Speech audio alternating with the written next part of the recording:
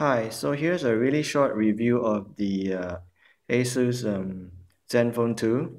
I've been using this for a day now, and it's the 4 GB version with 32 gigs of storage.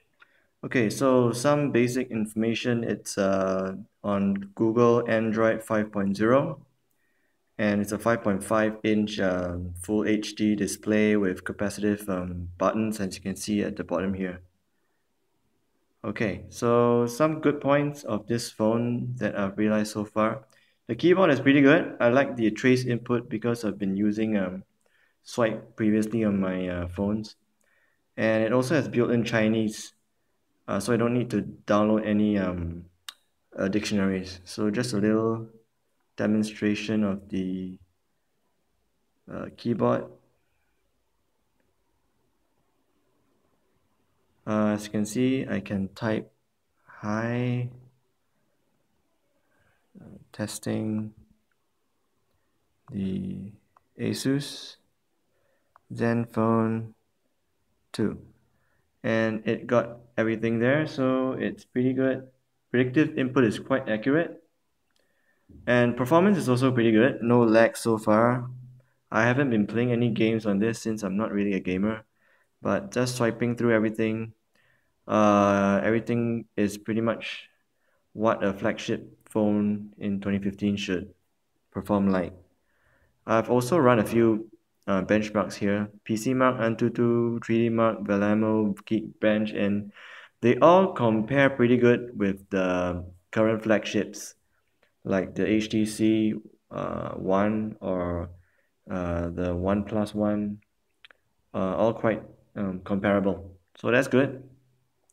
Another good point is that I've noticed the touch latency is pretty low. So what this means is that what you actually swipe on the screen is reflected very quickly. So let's just do another demonstration here. Yes, as you can see, there's almost no lag. When compared to my Nexus 5, which I was previously using, the touch latency is much lower. So if you use handwriting apps frequently, you will probably appreciate this. Next thing that's pretty good, battery life. I've been using this phone today since I think about 10 a.m. Now it's 11 p.m. and it has gone from 100% to 33%. So as you can see here, yeah, about 10 a.m. I unplugged it from the charger, and now it's still sitting at 33% with probably another 7 hours left according to the battery stats. Pretty good compared again to my Nexus 5. Also comparable to a OnePlus One, which I've also used before. And you can see this slope around here.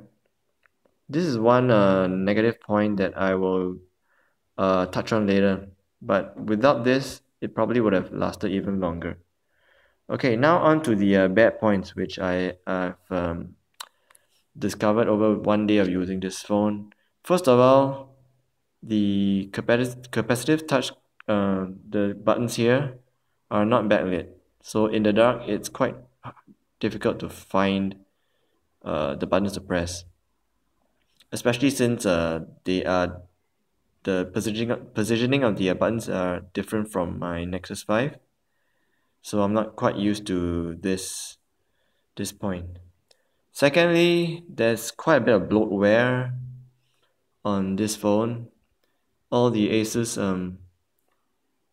apps are installed here, and yeah, my Asus Omelette Chat, all this pretty much stuff that I probably would not use on a daily basis or even any kind of a frequency.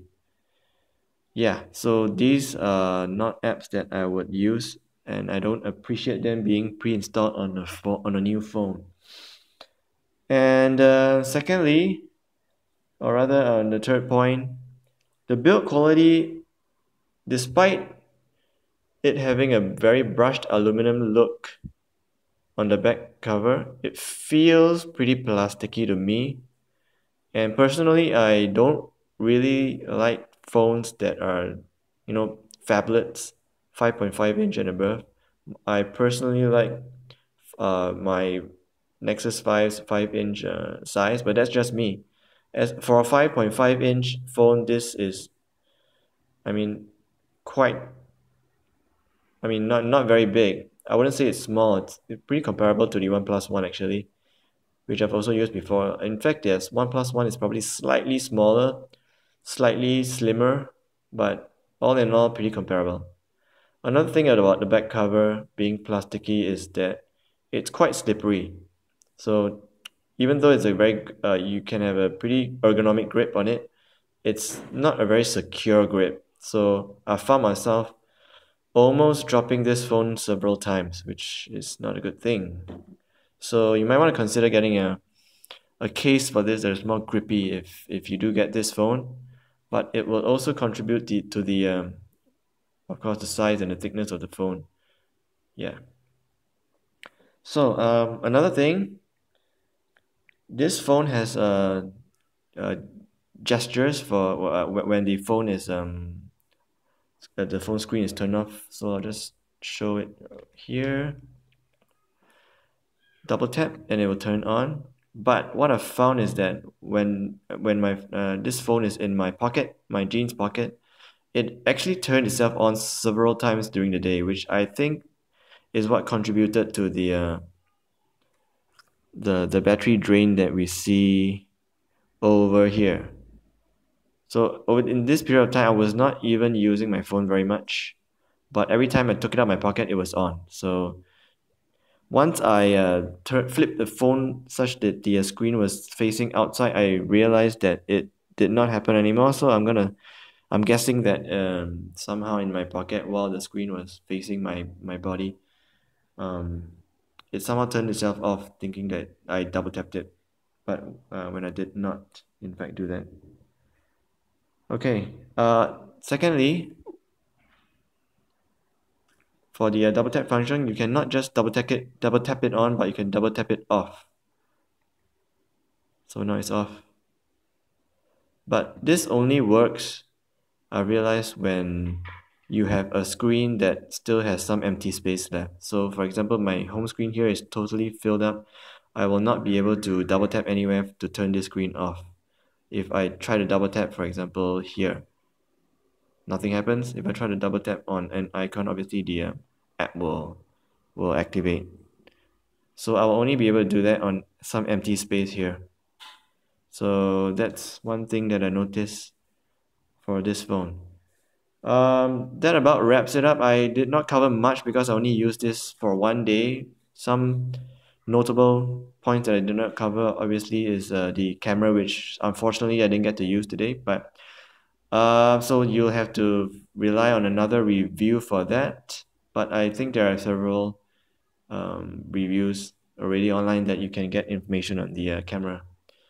So okay, that's all I have for this phone. Hope you liked it and hope you like this phone. Okay,